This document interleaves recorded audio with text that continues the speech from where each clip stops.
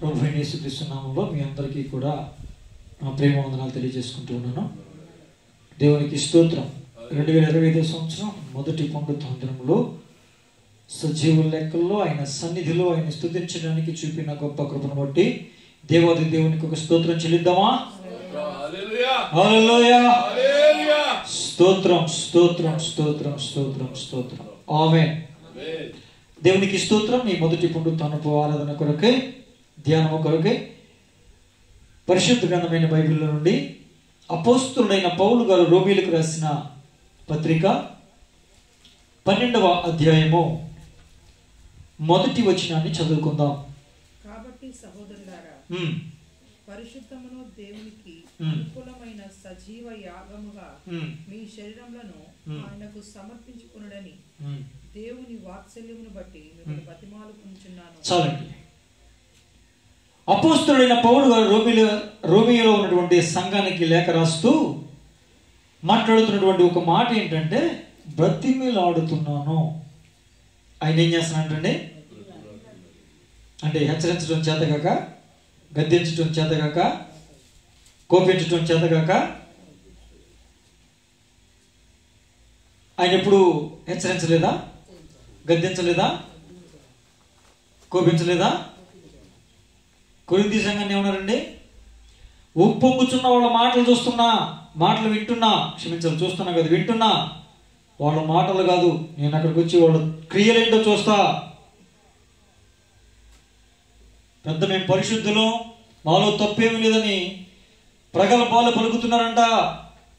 వాళ్ళ మాటలు నాకు వినబడినాయి, మాటలు కాదు, వారి క్రియలు నేను వచ్చి చూసి వాళ్ళ లెక్క తెలుస్తా అని చెప్పాడు.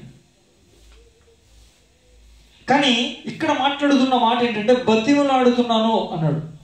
అంటే ఏ సమయంలో గద్దించాలి, ఏ సమయంలో కోపించాలి, ఏ సమయంలో హెచ్చరించాలి, ఏ సమయంలో బ్రతిమలాడాలి అనే ఆ వివేచన జ్ఞానం మనకు ఉండాలి, వద్దండి.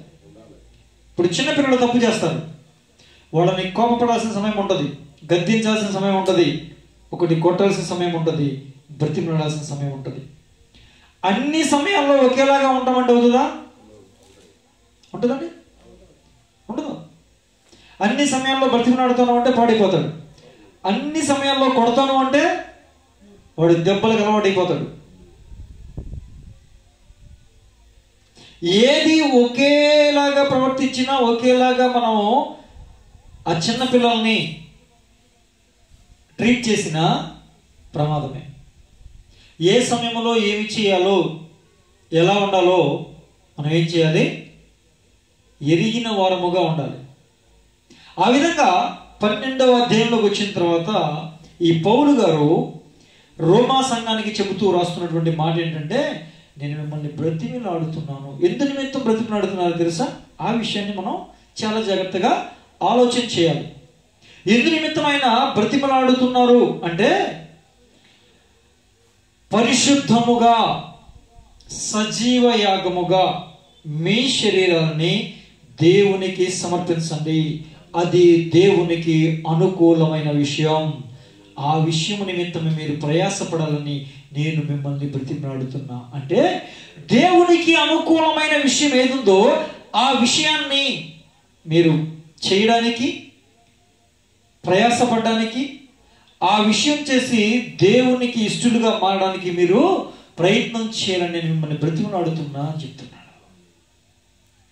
ఇప్పుడు దేవునికి అనుకూలమైన విషయాల్లో మొదటి విషయం ఏంటంట? పరిశుద్ధత అన్నాడు అక్కడ. పరిశుద్ధమును సజీవ యాగముగా మీ శరీరములను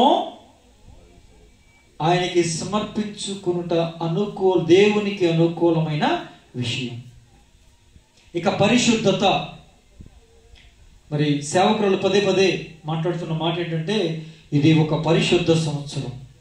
ఇదే సంవత్సరం అండి, ఇది ఒక పరిశుద్ధ సంవత్సరంగా ప్రభువారు నాకు పదే పదే జ్ఞాపకం చేస్తున్నారని మరి సేవకురాలు చెబుతూ వచ్చారు.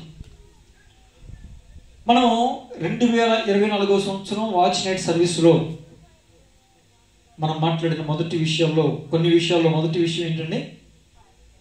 ఎందుకు ప్రభు మనల్ని సజీవులుగా ఉంచాడని చెప్పుకున్నాం? పరిశుద్ధముగా మనము జీవించడానికి. దానికన్నా ముందు నుంచే సేవకురాలు నాతో పంచుకుంటూ వస్తున్నారు. 2025 హోలీ ఇయర్ ఏంటండి, అందరికీ హ్యాపీ న్యూ ఇయర్, కానీ మనకి హ్యాపీ హోలీ న్యూ ఇయర్ అని చెప్పి దేవునికి స్తోత్రం కలుగును గాక. కనుక మనము ఈ సంవత్సరం పరిశుద్ధతలో 10 మెట్లు ముందుందుము గాక, 10 మెట్లు పైకెక్కుదుము గాక. ఒక మెట్టుకి సరిపోద్దండి? ఒక మెట్టు సరిపోద్దామా పరిశుద్ధతలో? అసలు ఇప్పుడు పరిశుద్ధంగా ఉన్నామా? మరి ఒక మెట్టు సరిపోద్దా? పరిశుద్ధతలో 10 మెట్లు తక్కువ 100లో దశమ భాగం తీశా. ఈ సంవత్సరం దశమ భాగం చేస్తే వచ్చే సంవత్సరం ఇంకొక 20% పెంచుతాం. కాల్గేట్ అనే భక్తుడు, ఆయన పేరు కాల్గేట్ పేస్ట్లు ఉన్నాయిగా, ఆయన దేవుని బిడ్డ. మొదట్లో దశమ భాగం ఇచ్చాడు, తర్వాత 20, 30, 40 అలా పెంచుకుంటూ వెళ్ళిపోయాడు. ఇక ఇప్పుడు 90 ఏమో దేవునికి ఇస్తున్నాడు, 10 తింటున్నాడు. ఆ 10 ఎక్కువైపోతున్నాయి. నాకు అర్థమవుతుందా? దేవునికి ఇచ్చట్లో ఆనందం అది. సరే, నేను 100 పరిశుద్ధ శాతం 100 ఉండాలి, కానీ ఒక 10 మెట్లు ఎక్కుదాం. 100 మెట్లు అనుకుంటే 10 మెట్లు ఎక్కడానికి దశమ భాగం తీసా. ఎక్కుదామా? పరిశుద్ధతలో 10 మెట్లు పైకి ఎక్కుదామా? దేవునికి స్తోత్రం.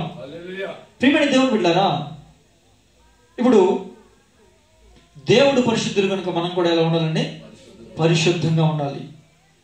నాలో పాపం ఉన్నదని మీలో ఎవరైనా నిరూపించగలరా అని అడిగిన వ్యక్తి ఎవరండి? యేసయ్య మాత్రమే. ఇప్పుడు నేను ఎక్కడో పుట్టి పెరిగా, ఏమండి, పుట్టింది ఒక చోట, పెరిగింది ఒక చోట, ఇప్పుడు సేవకు వచ్చింది ఒక చోట. ఇప్పుడు ఇక్కడ నుంచుని నాలో పాపం ఉంది, నాలో తప్పు ఉందని మీరు నిరూపించగలరా అని అనుకోండి, ఏమో నాకేం తెలుసు, ఆయన మేము చూసినంతసేపు అయితే ఆయన కనపడలేదండి అంటారు.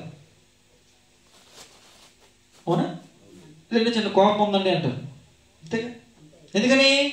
చిన్నప్పటి నుంచి నేను మీ మధ్య పెరగలేదు కనుక. కానీ ప్రభువారు ఎవరి మధ్యలో పెరిగాడో, ఎవరి మధ్యలో ఎదిగాడో, ఎవరి మధ్యలో తిరిగాడో వారి మధ్య నిలబడి ఏమన్నాడండి? నాలో పాపం ఉన్నదని మీరు నిరూపించగలరా? దేవునికి స్తోత్రం. అప్పుడు వారేమన్నారు? యేసు చిన్నప్పటి నుంచి కూడా మేము నిన్ను ఎరుగుదుము, నువ్వు మా మధ్యనే పెరిగావు, మా మధ్యనే తిరిగావు, మా మధ్యనే జీవించావు, సంచరించావు, నీలో ఏమాత్రం తప్పు లేదని వాళ్ళు ఒప్పుకున్నారు. దేవునికి స్తోత్రం. ఇక ఇప్పటి వరకు మనలో తప్పులు ఉన్నాయని మన ఇరుగు పొరుగు వారు కదా, మన ఇంట్లో వాళ్ళు కూడా చెప్పగలరు. అవునండి? కొంతమంది ఇంట్లో వాళ్ళు చెప్పగలరు, బయట వాళ్ళకి మాత్రం ఆ తప్పులు కనపడలేము. ఎందుకంటే బయట వాళ్ళు ఒకసారి తప్పు చూసారంటే ఇక తప్పునే పట్టుకుంటారని వాళ్ళకి కనిపించకుండా మనం ప్రయత్నం చేస్తాం. కానీ చిన్న చిన్న పొరపాట్లు, తప్పులు అవన్నీ కూడా ఇంట్లో వాళ్ళకి కనిపిస్తాయి. కానీ ఈ 2025 సంవత్సరం పరిశుద్ధ సంవత్సరంగా మార్చబడును గాక. తరచి చూసిన ఈ 2025 సంవత్సరం అయ్యేసరికి మనలో ఇంట్లో వాళ్ళకు కూడా ఒక తప్పు కూడా కనపడకుండా ఉండును గాక. అట్టి విధముగా మనము పరిశుద్ధముగా మార్చబడుదుము గాక. దేవునికి స్తోత్రం. ఆమేన్ చెప్పడం చాలా సులువు, కానీ దాన్ని సాధించడానికి ఎంత కష్టపడాలో ఆ ప్రయత్నం చేసి మనం 2025 31 రాత్రి మనం సాక్ష్యం చెప్పుదుము గాక. హల్లెలూయా. దేవునికి స్తోత్రం. అయితే దేవుడు పరిశుద్ధపరిచే విషయంలో అనేకమైన విషయాలు ఉన్నాయి, అనేకమైన కోణాలు ఉన్నాయి. ప్రభువారే చెప్పిన అనేకమైన సంగతులు ఉన్నాయి. కానీ వాటిలో మనం కొన్ని విషయాలు మనం ధ్యానం చేద్దాం. ఆ విషయాల కొరకే నిర్గమాకాండము 19వ అధ్యాయం, నిర్గమాకాండము 19వ అధ్యాయం 10వ వచనాన్ని ఒకసారి చూడండి.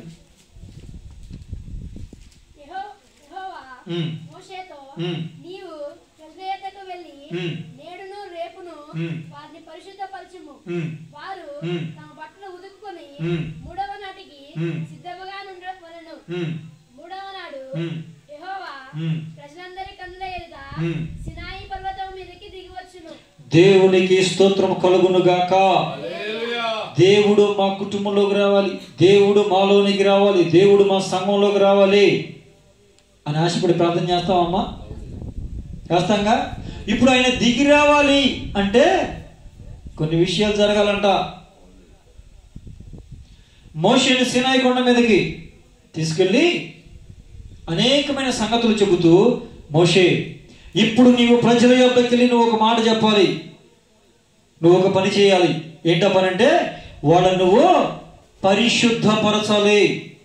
ఎలా పరిశుద్ధపరచాలి? ఈరోజు రేపు, నేడు రేపు వాళ్ళని పరిశుద్ధపరచు. 3వ దినమున నేను సీనాయి పర్వతం మీదకి వస్తా. దేవునికి స్తోత్రం. ప్రజలు ఎక్కడున్నారండి? సీనాయి పర్వతం కింద ఉన్నారు, సీనాయి పర్వతం చుట్టూ ఉన్నారు. ఇప్పుడు ప్రభువు సీనాయి పర్వతం మీదకి రావాలి అంటే ప్రజలలో ఏముండకూడదు? అపవిత్రత ఉండకూడదు, అపరిశుభ్రత ఉండకూడదు, పాపం ఉండకూడదు, మలినం ఉండకూడదు, మస్ట్ ఉండకూడదు. అవునా కదా? ఇప్పుడు వాళ్ళు ఏం చేయాలంట? వాళ్ళు ఏం చేయాలంటండి? అక్కడ ఏం రాశారండి? మోషేతో నీవు ప్రజల యొద్దకు వెళ్ళి నేడును రేపును వారిని పరిశుద్ధపరచుము. ఎలా పరిశుద్ధపరచాలి? ఆ విషయం అక్కడే చెప్పాడు. ఏమని? వారు తమ బట్టలు ఉతుక్కోవాలి. ఏ బట్టలు అండి? మనం రోజు వేసుకున్న బట్టలు ఉతుక్కుంటున్నాం లేదా? ఎందుకు ఉతుక్కుంటున్నాం అమ్మా? శుభ్రం కోసం. చెమట వాసన వస్తుందని, మురికి అంటిందని, అదంటిందని, ఇదంటిందని, ఏదో ఒకటి అపవిత్రత, అపరిశుభ్రత మన బట్టలకు అయ్యిందని అవి వాసన వచ్చేస్తాయి. మనమే ఆ వాసన తట్టుకోలేమని ప్రతిరోజు మన బట్టలు ఏం చేస్తామండి? ఉతుక్కుంటామా? అలా ఉతుక్కోకుండా ఒకే జత 4-5 రోజులు వేసుకుని అలాగే ఉన్నాం అనుకోండి, మన వాసన మనం భరించగలమా? మరి అంటున్నాను, తమ బట్టలు ఉతుక్కోవడం అంటే రోజు మనం వేసుకునే బట్టలు ఉతుక్కోవడం కాదు. ఇది ఎవరైనా ఉతుక్కుంటారు, దేవుని బిడ్డలే కాదు, ఎవరైనా ఉతుక్కుంటారు. మనిషి అన్న ప్రతి వాడు కూడా బట్టలు ఉతుక్కుంటాడు. ఇక మరీ పిచ్చి పట్టి రోడ్ల మీద తిరిగేవాళ్ళు తప్ప, మానసిక రోగులు తప్ప, సరైన స్థితిలో ఉన్నవారు ఎవరైనా కూడా బట్టలు ఉతుక్కుంటారు. ఆ బట్టలు కాదు మరి చెప్పేది. మరి ఏ బట్టల గురించి ప్రభు చెప్తున్నాడు? వాళ్ళ వస్త్రములు ఉతుక్కోవాలని అప్పుడు చెప్పాడు. అదేంటి? అక్షరార్థంగా ఉండేది. ఇప్పుడు ఇక్కడేం తీసుకోవాలి? మనం ఆత్మానుసారంగా మనము తీసుకొనవలసిన వారమై ఉన్నాము. దేవునికి స్తోత్రం కలుగును గాక. తమ బట్టలు ఉతుక్కోవాలి అంటే అసలు మనం వేసుకున్న బట్టలేంటి, మనం ఉతుక్కోమంటున్న బట్టలేంటి, అవి ఆత్మ సంబంధమైన బట్టలేంటి అనే విషయం మనకి తెలియాలా వద్దా? తెలియాలా వద్దండి? మనం ఉతుక్కోవలసిన ఆత్మ సంబంధమైన బట్టలేంటి, అసలు ఆయన ఇచ్చిన బట్టలేంటి, అవి మురిగైపోయినాయా, మలినమైపోయినాయా, బురదంటిందా, కంపు కొడుతున్నాయా, ఎలా ఉన్నాయి ఒక్కసారి మనం ఆలోచించుకోవాలా వద్దా? ఆయన మనకిచ్చిన వస్త్రాలు ఏంటో చూద్దామా? ఏ వస్త్రాలు మనల్ని ధరించుకోమన్నాడో చూద్దామా? యెషయా గ్రంథము 61వ అధ్యాయము 10వ వచనం చూడండి.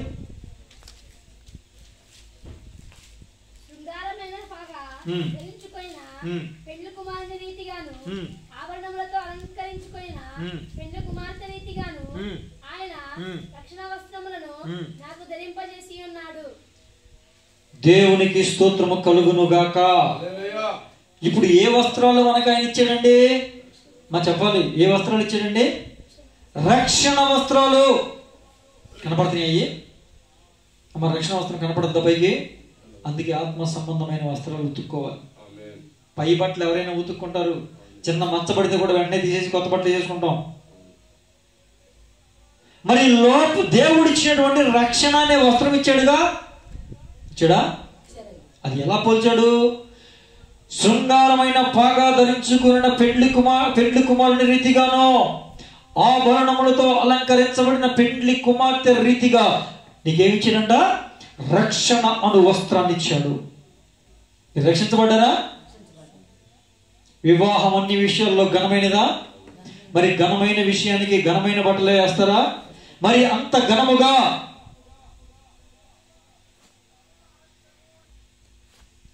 ప్రేమిని దేవుని బిడ్డారా, ఇప్పుడు రక్షణ పొందుకున్నారుగా, ఇక్కడ ఉన్న వాళ్ళందరూ రక్షణ పొందుకున్నాక చిన్నపిల్లలు తప్ప.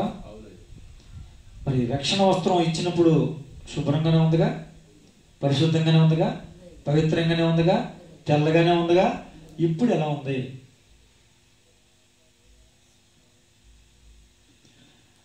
నాలోకి రండయ్యా, నా కుటుంబంలోకి రండయ్యా, నా జీవితంలోకి రండయ్యా, నా సంఘంలోకి రండయ్యా. ఆయన వస్తాకి సిద్ధంగానే ఉన్నాడు. ఆయనకి మనకి మధ్యలో ఏముండిపోయినాయి? ఒక అడ్డుగోడ ఉండిపోయింది. ఆ అడ్డుగోడ ఏంటండి? పాపము, తప్పులు, మోసాలు, కపటములు, అన్యాయాలు, అక్రమాలు, అవిధేయత. అవన్నీ తీసేసుకుని రక్షణ అను వస్త్రము ధరింపజేయబడినప్పుడు మనం ఎంత శుభ్రంగా ఉన్నామో.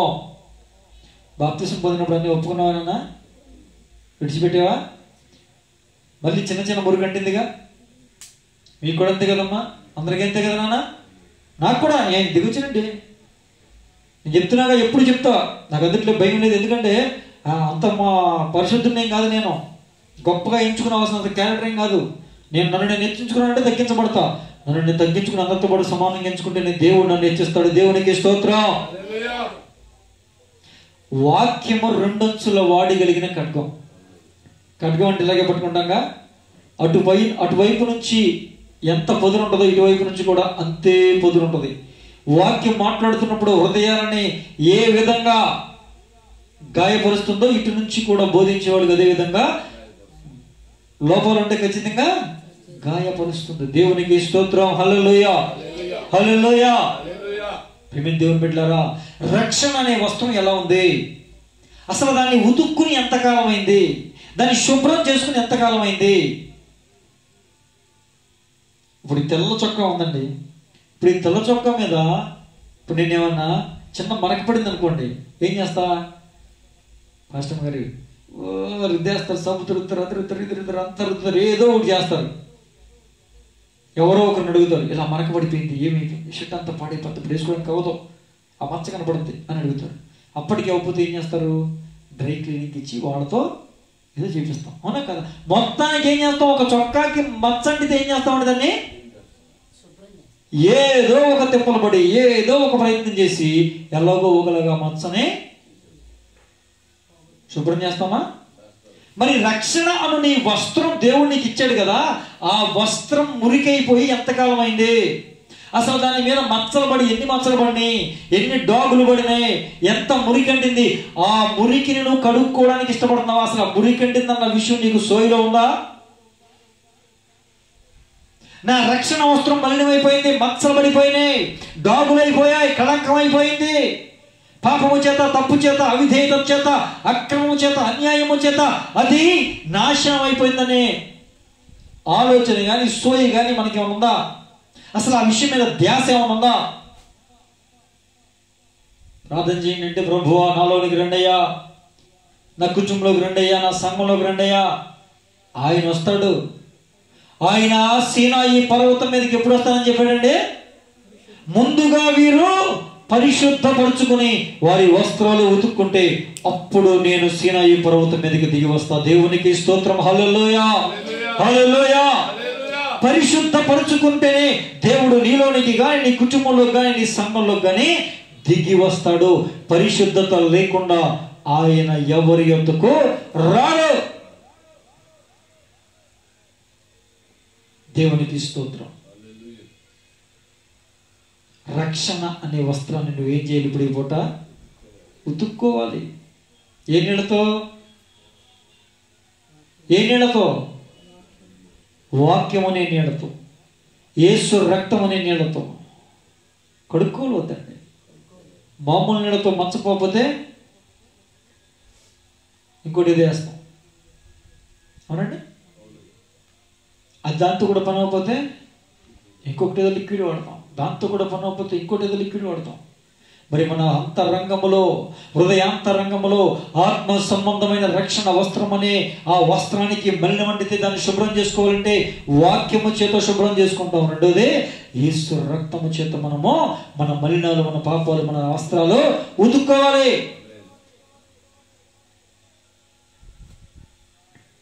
వాక్యము చేత తమ వస్త్రములు ఉతుక్కున్నవారు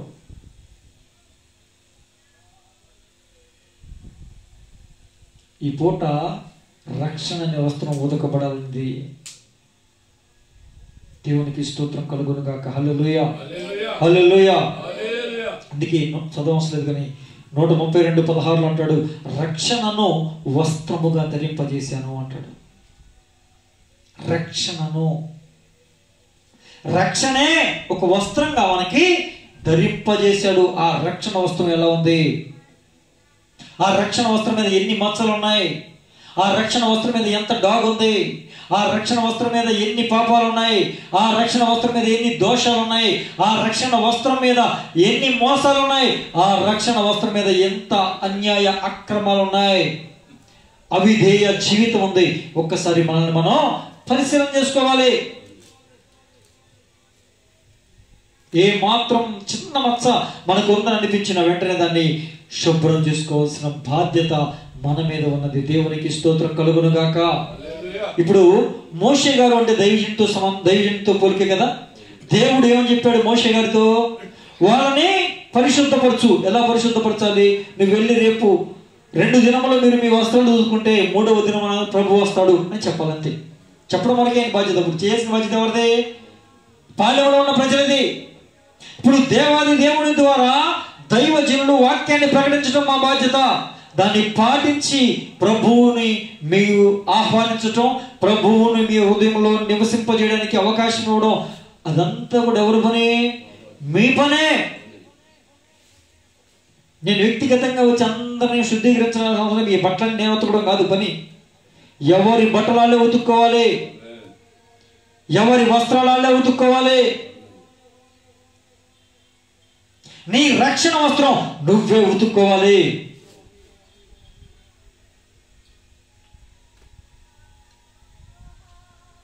ఒకసారి మాట చదవండి.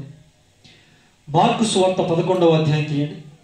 మార్కు సువార్త 11వ అధ్యాయం 7వ వాక్యం.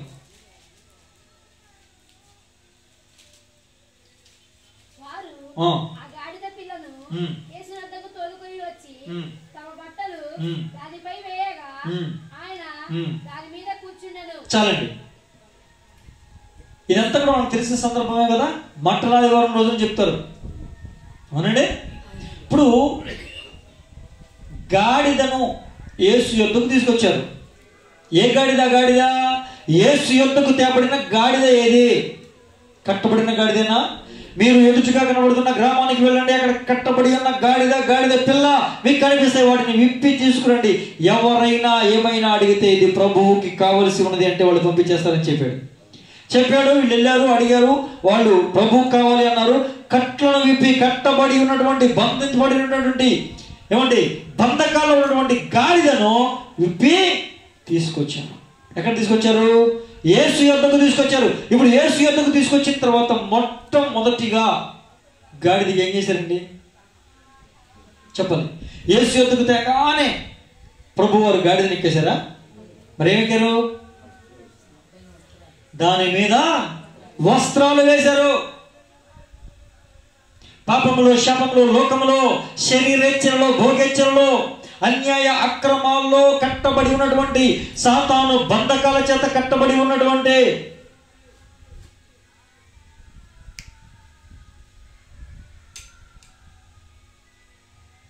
గాడిదలుగా ఉన్నటువంటి మనల్ని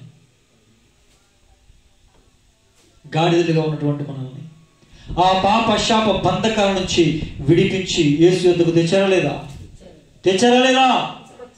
ఇప్పుడు తీసుకొచ్చిన తరువాత మనకి ఏమి ధరించబడ్డాయి? మన మీద ఏమి వేయబడ్డాయి? రక్షణ వస్త్రాలు మన మీద వేయబడ్డాయి.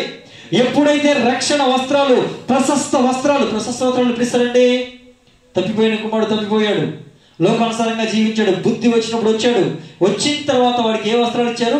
మలిన వస్త్రాలు తీసివేసి వీడిని శుభ్రంగా స్నానం చేపించి ప్రశస్త వస్త్రాలు తొడగాలి అని చెప్పాడు.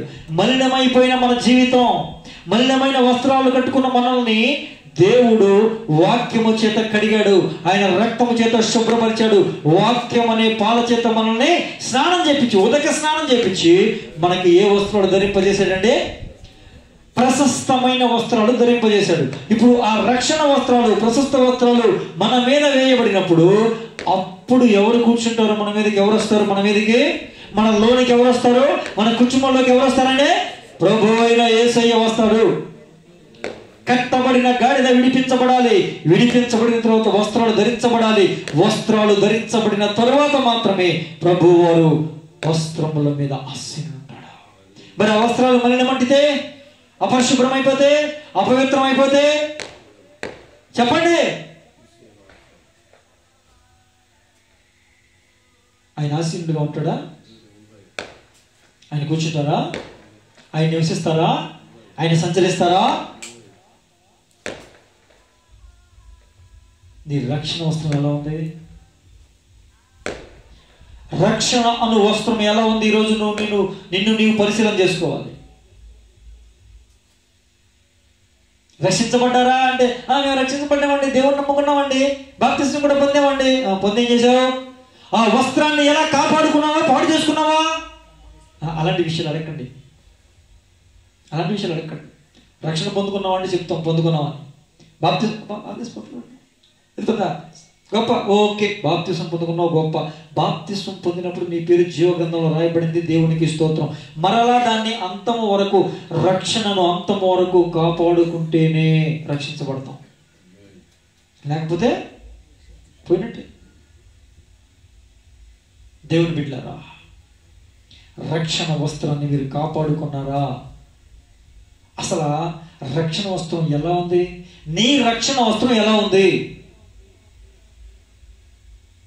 ఒక్కసారి నాకు చెప్పొద్దు, నీకు నువ్వు ఆలోచన చేసుకో. నీ రక్షణ వస్త్రం ఎలా ఉందో నీకు నువ్వు ఆలోచన చేసుకో. లూకా సువార్త చూడండి ఒకసారి. లూకా సువార్త 8వ అధ్యాయం, లూకా సువార్త 8వ అధ్యాయం 35వ వచనం.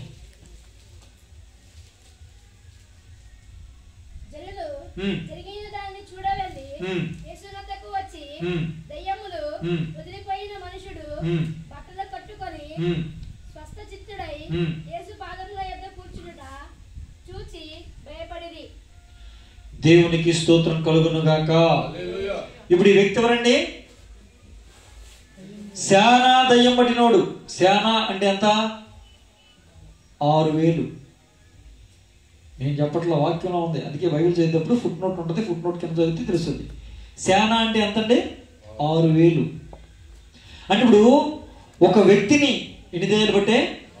6000 దయ్యాలు బట్టి. ఇప్పుడు వాడు ఏం చేస్తున్నాడు? చేతులకి కాళ్ళకి సంఖ్యలేసి బిగించిన వాడు అన్నింటినీ తెంపేసుకుని సమాధుల్లోకి వెళ్ళి పడుకుంటున్నాడు, బట్టలు లేకుండా తిరుగుతున్నాడు, ఎప్పటికీ లొంగట్లా. యేసు ప్రభు వారు అటువైపు వచ్చారు. యేసు ప్రభు వారిని వాడు చూశాడు. ఆ సేనా దయ్యాలు లోపల ఉన్నాయన్నీ కూడా అప్పుడే వచ్చి, సమయం ఇంకా రాలేదు కదా, అప్పుడే వచ్చేసేవి ఏంటి అంటే నోరు మూసుకుని విడిచిపెట్టి పొండి అన్నాడు. పందుల్లోకి పోయారు, ఆ సేనంత పందుల్లోకి పోయినాయి. ఇప్పుడు వీడు బంధకములు. ఇప్పుడు ఇందాక పాపాలు అనే బంధకాలు, శాపాలనే బంధకాలు, లోకాశలనే బంధకాలు, శరీరాశలనే బంధకాల నుంచి గాడిద పిల్లలను విడిపించినట్టుగా విడిపించాడు కదా. మరి ఇప్పుడు ఇక్కడ ఒక బంధకాలు ఉన్నాయి. ఇవేం బంధకాలు? దురాత్మల చేత పీడింపబడుతున్న బంధకాలు.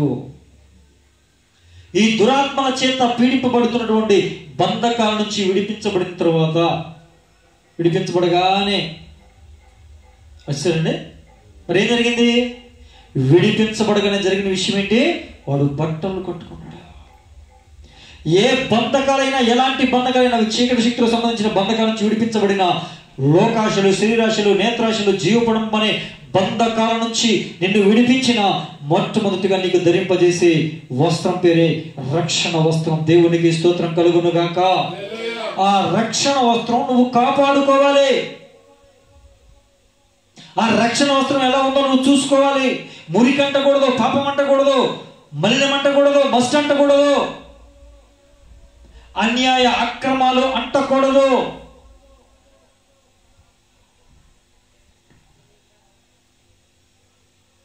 దేవుని బిడ్డారా, నీ రక్షణ వస్త్రం ఎలా ఉందో ఈరోజు నిన్ను నువ్వు పరిశీలన చేసుకోవాలి.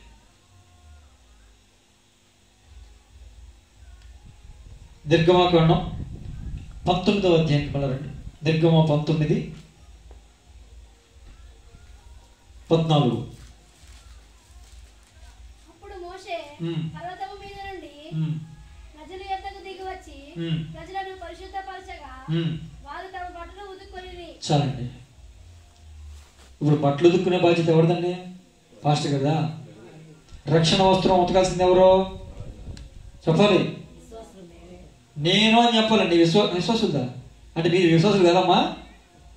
ఏమా మరి నేనేం చెప్పకుండా విశ్వాసులు అంటున్నారు. మరి మీరు విశ్వాసులు కాదని అంటూ వచ్చింది. ఇప్పుడు బట్ట ఉతుక్కోవాల్సింది ఎవరమ్మా? రక్షణ వస్త్రం ఉతుక్కోవాల్సింది ఎవరో? అది నేనే అన్నమాట రావాలి. అది దీవెనైనా, ఆశీర్వాదమైనా, శుభ్రమైన, శుద్ధీకరణైనా, హెచ్చరికైనా ఎవరికి? అది. ఇంకోసారి విశ్వాసులు అంటారా? విశ్వాసులు అనంటే మీరు విశ్వాసి కాదనే. మీరు అవిశ్వాసులు ఏంటి? కాదని నేను అనుకుంటున్నా. నిజమేనా? నిజం కదా? దేనికి కాదు. దేవునికి స్తోత్రం. దేవునికి స్తోత్రం కలుగును గాక. హల్లెలూయా. ప్రియమైన దేవుని బిడ్డలారా, ప్రజలే వారి బట్టలు ఉతుక్కున్నారు.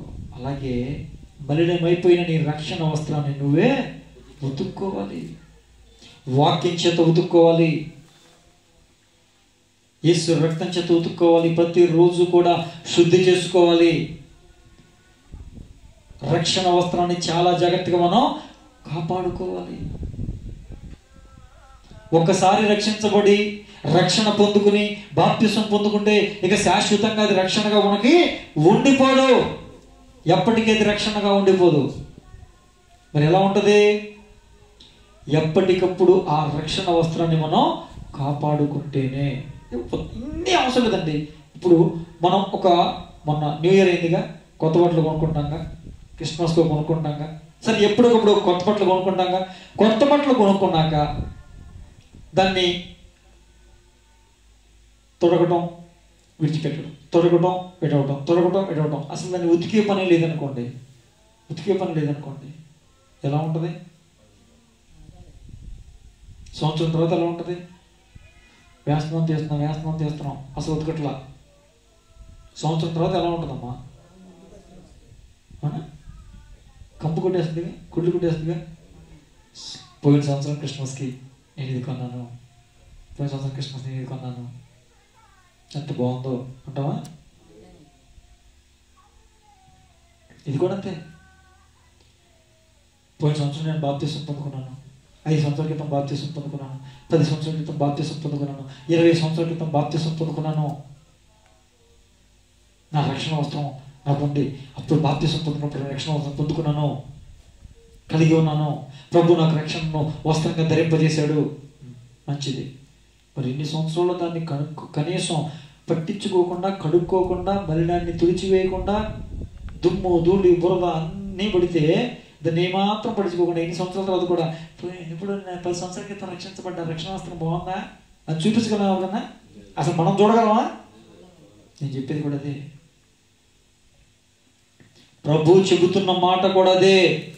రక్షణ అను వస్త్రాన్ని నీవు జాగ్రత్తగా కాపాడుకోవాలి. ఎప్పటి వరకు? కడ శ్వాస విడిచేంత వరకు నీ రక్షణను కాపాడుకో. అంతము వరకు దాన్ని కాపాడుకున్న వాడే రక్షించబడతాడు. అంతం వరకు రక్షణను కొనసాగించాలి, ముగించేయకూడదు. దేవునికి స్తోత్రం కలుగును గాక. ప్రియమైన దేవుని బిడ్డలారా, పరిశుద్ధమును దేవునికి అనుకూలమైనది ఏంటంటే పరిశుద్ధము సజీవ యాగంగా మన శరీరానికి సమర్పించటం. నిర్మలమైన వాక్యమును పాల చేత మనము పోషించబడాలి. వాక్యము చేత ఉదక స్నానం చేసుకోవాలి. ప్రార్థనలో మనల్ని మనం పరిశీలన చేసుకోవాలి. అందుకే 1 కొరింథీ పత్రిక 11:31 అంటాడు, అయితే మనలను మనమే విమర్శించుకుని ఎడల తీర్పు పొందకపోదుము. అరే, తీర్పు నుంచి తప్పించుకునే ఒక అవకాశం ఏంటో తెలుసా?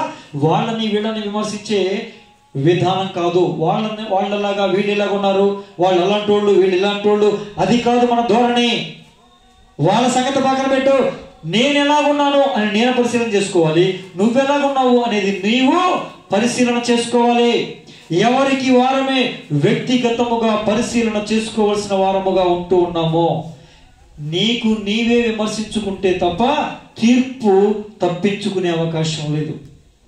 ఇక వాళ్ళని వీళ్ళని అన్న రోజులు చాలు, సంవత్సరాలు చాలు. వాళ్ళు ఎలాంటి వాళ్ళండి, వీళ్ళు ఎలాంటి వాళ్ళండి, అవన్నీ పక్కన పెట్టు. భారం ఉంటే ప్రార్థన చేయి. ఇప్పుడు ఏం చేయాలి? నిన్ను నీవే విమర్శించుకో. నేను ఎలా ఉన్నా, ఉదయం లేచినప్పటి దగ్గర నుంచి రాత్రి పండుకునే వరకు నా మాట తీరు ఎలా ఉంది, నా తలంపులు ఎలా ఉన్నాయి, నా నడవడిక ఎలా ఉంది, నా ఆలోచన విధానం ఎలా ఉంది. ఎవరైనా బాగుపడితే, ఎవరైనా ఏమన్నా కొనుక్కుంటే, ఎవరైనా శుభ్రంగా ఉంటే అసూయతో ఉన్నానా, వారలేని స్థితిలో ఉన్నానా? ఎవరైనా మంచిగా ఉంటే నా కనులు ఎలా ఉన్నాయి అని ఎవరికి వారమే పరిశీలన చేసుకోవాలి. ఎక్కడైనా తప్పిపోయానా, దారి తొలగానా అనే విషయాన్ని మనం ఏం చేయాలండి? పరిశీలన చేసుకోవాలి. అలా ఎప్పటికప్పుడు ప్రతిరోజు కూడా మనల్ని మనం పరిశుద్ధపరచుకుంటూ వస్తేనే అంతం వరకు మనం కాపాడుకుంటాం. నీ ఒంటికి 1 రోజు 2 రోజులు స్నానం చేయకపోయినా పెద్ద విషయం అనిపించకపోవచ్చు, కానీ ఆత్మకు ప్రతిరోజు రక్షణ అనే వస్త్రాలు ఎలా ఉన్నాయి, ప్రశస్త వస్త్రాలు ఎలా ఉన్నాయి, తెల్లని వస్త్రాలు ఎలా ఉన్నాయి, దీన వస్త్రం ఎలా ఉంది అని ఇవన్నీ కూడా మనం ఏం చేయాలి? పరిశీలన చేసుకోవాలి.